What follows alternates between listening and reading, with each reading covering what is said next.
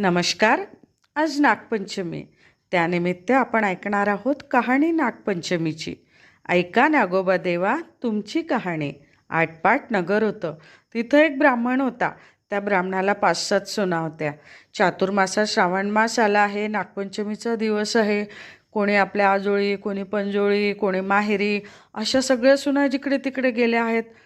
सर्वात धाकटी सून होती. तिला माहेरचं असं कोणीच नव्हतं. तेव्हा ती जरा स्वभावाने गरीबच होती.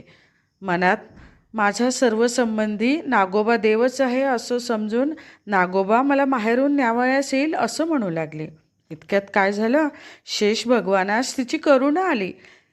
त्यांनी ब्राह्मणाचा वेश घेतला व ते त्या मुलीस नेण्याकरता आले. ब्राह्मण विचारात पडला, हे इतके दिवस कुठे लपून राहिले होते व आत्ताच कुठून आले? पुढं त्यांना मुलीला विचारलं. तिनं हे माझे मामा आहेत असं सांगितलं. ब्राह्मणानं